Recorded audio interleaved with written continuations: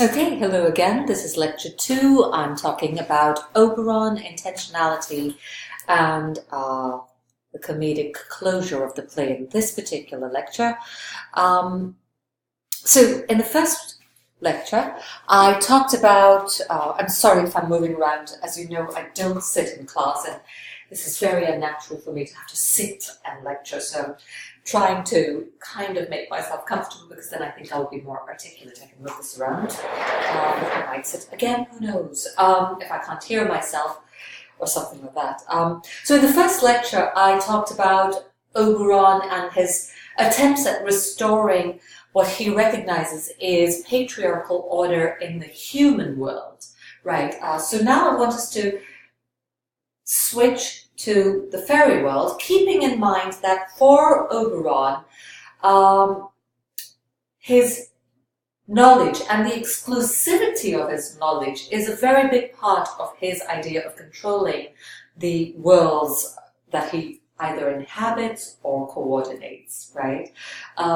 So keeping that in mind, and keeping that one parenthetical remark that he makes to Puck, a tiny little statement, but this is the power of close reading. You can stretch it to understand a lot about Oberon's ideology when it comes to order, that it is hierarchical, and in it, if he is the knowledge, the source of knowledge, he is the ultimate controller of those that are beneath him, right? Being people in the fairy kingdom and people in the human world. So let us now go to the fairy world, right? Titania has had this massive, beautiful speech on fairy accountability, right? So she's essentially saying, I'll sit down because I think, well, I'm worried that if you don't hear me, I'll have to do this all again, and that's not going to be very pleasant.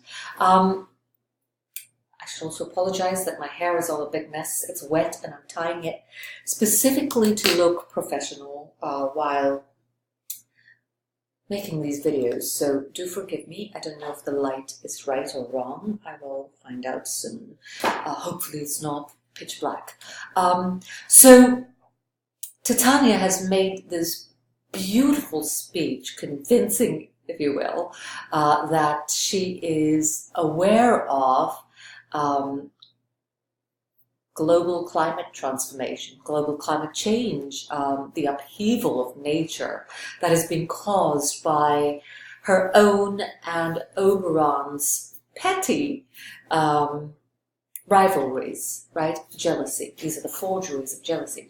So she has made that wonderful speech, and Oberon says, well, do you correct it then? Do you amend it? Do you do the one thing that I am asking of you, which is give me this little boy and everything will be set? And she says, to hell with you, because this boy represents a history of female networks, right, of a female community, not just female, but very feminine community, in which the human and interspecies feminine community, in which the human subject, the Indian votress, is pregnant, right?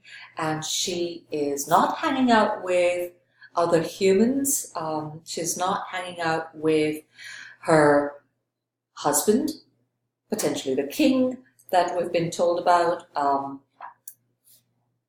but she is hanging out with Titania, and they are ridiculing mercantile practice. They're kind of imitating the gates of ships that are rich with merchandise, right, pregnant, if you will, with material that is clearly being trafficked, right? It is being taken to another land for sale. And this human-fairy intimacy between the two females is quite riotous, right? I mean, it's quite a rebellious thing that Titania cherishes, like the memory of this votress and her devotion, if you will, to Titania is the reason this Indian boy is valuable to her.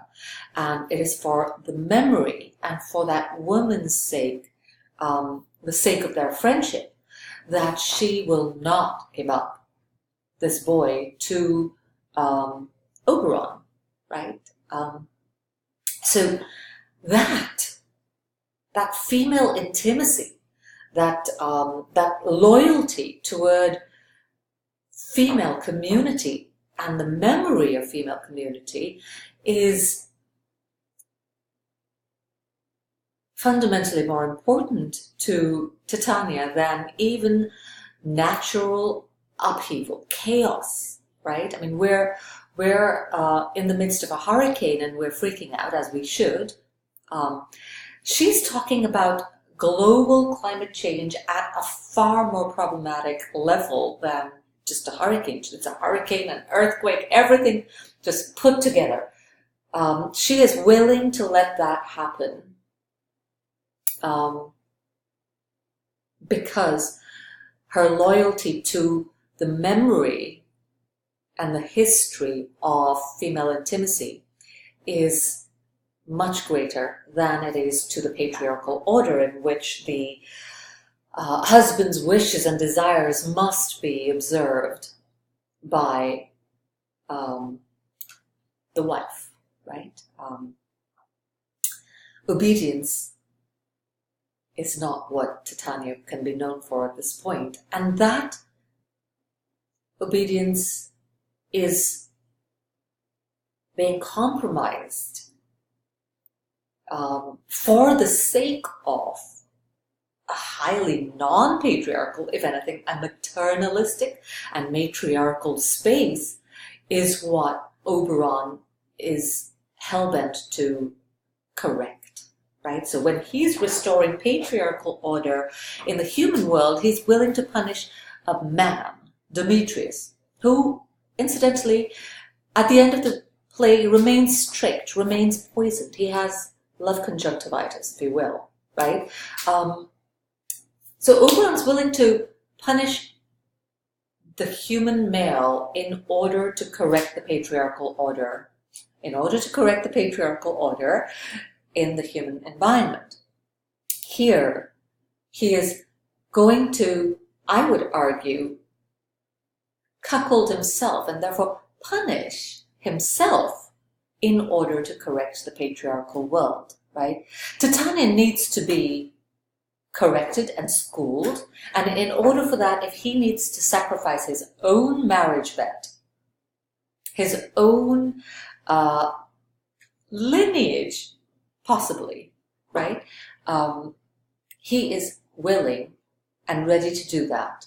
And so he poisons his wife's eyes, Titania's eyes, so that when she wakes up, she will fall in love with whatever monster she beholds, and the monster happens to be Bottom, right? And we'll talk about Bottom, hopefully. I don't know if we'll get to Bottom in this particular lecture, or maybe the next one, but, you know, I will absolutely talk about Bottom and monstrosity and what exactly is happening, and its transgressive potentials that kind of leak into an otherwise comedically constructed patriarchy that closes shop in the play, right? So when Titania's senses are restored, and I'm sorry if I'm making all these scare quotes and air quotes, it's an awkward thing to be sitting and talking to the screen light, I tell you. I want to see you guys so badly. And we know now, it's a digression, a very brief one, we know now that school is set to reopen in a few days' time. I hope you're all traveling safely back home if you're not already here. We'll be back in class on Monday, you guys, and it's going to be lovely. It's going to be perfectly lovely after that. But in the meanwhile, this will have to do, and I hope it's not terrible for you. It's fairly enjoyable for me, but not as lovely as having you as part of the discursive community. Anyway, so when the comedy of the play is asserted, what is happening is the audiences, I would argue, are being alerted to the variations of patriarchy that are available to us, right? So in the human world, patriarchy might require us to scold and discipline male and female subjects, right? Keep in mind, Helena never, ever asks to be married. She just wants to be in love with Demetrius and chase him down, and she finds pleasure in that. But her pleasure is circumscribed, right? Her pleasure is trapped within the confines of marriage. In fact, if you notice towards the end of the play, as the human females watch the play, they are married. I think one of you was not certain whether or not they're married. They are all married.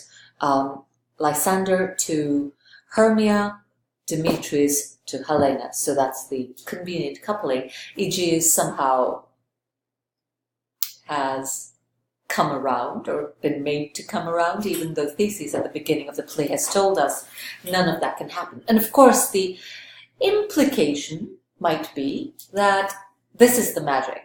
This is what Oberon is capable of mobilizing, right? A father who is willing to kill his daughter before he sees her married to the wrong guy, that wrong guy being Lysander, is suddenly magically transformed into a consenting father, because at the end of the play they're all married off. And if you remember, at the end of the play we hardly hear from these female humans, right? We don't hear from Hermia or Helena. We hear occasionally from Hippolyta, right? But it's sort of a world in which women have been silenced. That is the comedic success that patriarchy desires and has been instated, however perversely, thanks to Oberon. In the fairy world, Oberon's own marriage bed has been tainted, right? Bottom, not just a human being, but oh my God, bloody bottom, right? Bottom of the barrel, if you will, is who Titania finds just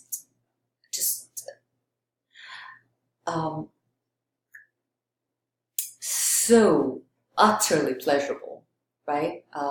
That she wants his world to be filled with joy and pleasure and sensory satisfaction, because that's how much she desires him. That's how much she wants this guy, right?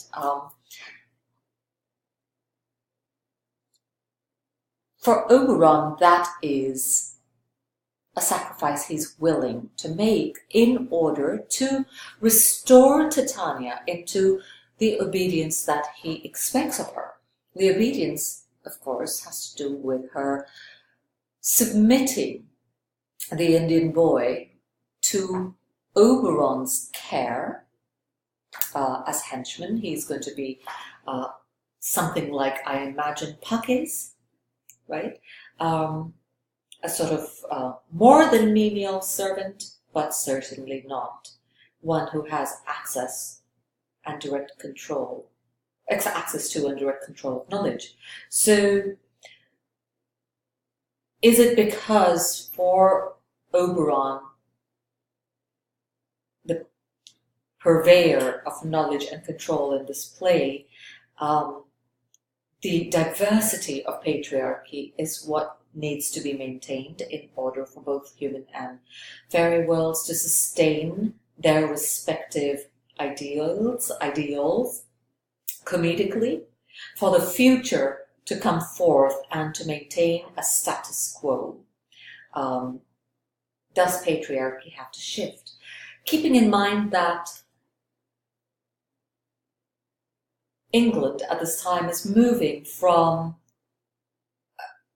well, it has moved from a feudalistic economy and feudalistic ideology of the family to an early capitalistic ideology of the family and of the economy.